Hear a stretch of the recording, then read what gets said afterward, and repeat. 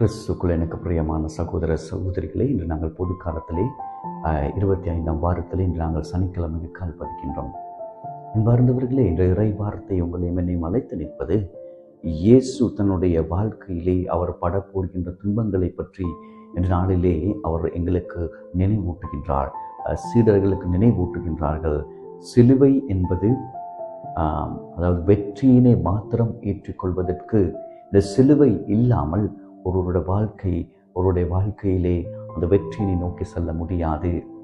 இந்த சிலுவை மரத்தை அல்லது சிலுவை என்று சொல்லுகின்ற பொழுது சீடர்கள் இதனை பார்க்கின்ற பொழுது அவர்களுக்கு பலவிதமான எண்ணங்கள், பலவிதமான அதாவது தங்களுடைய வாழ்க்கையிலே பயங்கரமான சந்தர்ப்பங்கள், இவ்வாறு பல அவர்கள் விரும்பாத கருத்துக்களை அல்லது அவர்கள் விருப்பமற்ற ஒரு ஒரு ஒரு ஒரு கருத்தாக இந்த சிலுவை மரம் காணப்பட்டது. என்று இயேசு சொல்லுகிறார், ஒரு நபர் தன்னுடைய வாழ்க்கையிலே தன் விரும்புகின்ற இடத்துக்கு செல்ல வேண்டுமானால், தன்னுடைய வாழ்க்கையிலே லட்சியத்தை பெற்றுக்கொள்ள வேண்டுமானால், அடைய வேண்டுமானால், அவருடைய இலக்கை நோக்கி செல்ல வேண்டுமானால், ஒரு கிறிஸ்துவுக்குள்ளே கிறிஸ்தவராக இருக்கின்ற பொழுது, அவருடைய வாழ்க்கையிலே கிறிஸ்துவுக்குள்ளே வாழ்கின்ற நபராக இருக்கின்ற பொழுது அவன் இந்த சிலுவையை சுமந்து செல்ல வேண்டும்.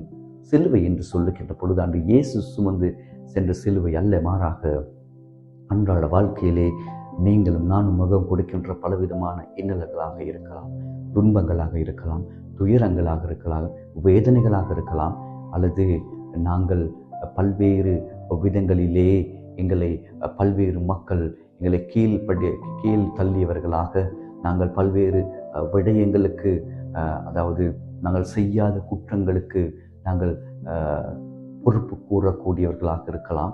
இவ்வாறு பலவிதமான இன்னல்களை சுமந்து கொண்டு செல்லக்கூடியவர்களாக நாங்கள் வாழலாம்.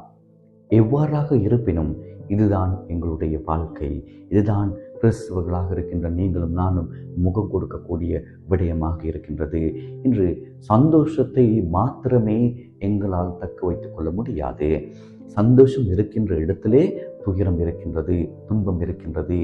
அவற்றை நாங்கள் எவ்வாறு சமமாக கொண்டு செல்வது, அதற்கு எவ்வாறு நாங்கள் முகம் கொடுக்க வேண்டும் என்பதனை நாங்கள் இந்த நாளிலே இந்த வார்த்தையினூடாக சிந்தித்து பார்க்கின்ற பொழுது ஆண்டவர் இயேசு சொல்லுகிறார், நான் மனிதர் இடத்திலே என்னுடைய வாழ்க்கையை ஒப்புக் கொடுக்க போகக்கூடிய சந்தர்ப்பம் வருகின்றது, இருப்பினும் நான் தயாராக போகின்றேன் என்னுடைய வாழ்க்கையில் என்று.